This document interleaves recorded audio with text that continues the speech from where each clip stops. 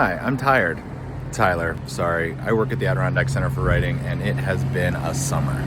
After celebrating our 25th anniversary with a big party in May, we quickly recovered to kick off the second annual Kick-Ass Writers Festival. Hundreds of folks from across the region, the state, and honestly the entire Northeast joined us for 2 days of craft, connections, and community. We had a big book fair, panels on publishing, conferences with agents, and we laughed a lot. Greg killed it. But that was just early June, so we went on to host workshops, a benefit for students at Posthumous College, and a day of events marking the third annual Tri-Lakes Pride Festival here in Saranac Lake. The workshops were amazing, but the open mic was my favorite. We heard stories, we heard comedy, and we even heard a pastor sharing some poems, and some first-timers on the mic. When you are lost, stumbling in the darkness of this cruel world, I'll hand you a map with a big red X over my heart, labeled, "You are here." And that was just June, but we're not done yet. In June, we also had the Anne LaBastille Women's Writing Weekend, which now happens 2 weekends in a row because it's so popular. In June, we also completed year 1 of our Teen Speak column, where high school age writers sound off about the issues that matter most to them. Thanks to the Daily Enterprise for helping us create this venue for Adirondack kids to reach adult audiences. In July, I started a new creative aging writing workshop at the Adirondack Correctional Facility.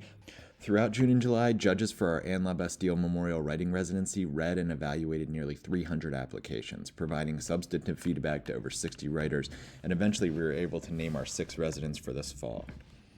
Later in July, we hosted a reading celebrating the work of renowned Irish poet Padraig Ó Tuama, who visited Keene Valley this summer to lead a workshop on how poetry can help people navigate conflicts. We even got to hear some harp from Martha Kelly. Then we brought author, artist, entrepreneur, and former bank robber Danny Killian and his co-author Matthew Klain to talk about the book they wrote together and how the prison arts programs Danny took inspired him and changed his life. This man was like an anchor to me, like a lifeline, and I just poured myself into trying to be creative. We also hosted workshops on improv for script writing with playwright Stephen Sheffer, a storytelling workshop on the rights of rivers with Blake and Sinson of Talking Wings, and a travel writing workshop. All these were free, by the way, and filled with attendees. Speaking of attendees, we've hosted 6 House Story Slams since May, featuring brand new venues like Otto's Abode and Wanakina. I'm always impressed by the stories we hear, but lately I've been focused on the reactions on the crowd's faces. I think seeing people break out into laughter has been my favorite part of my summer.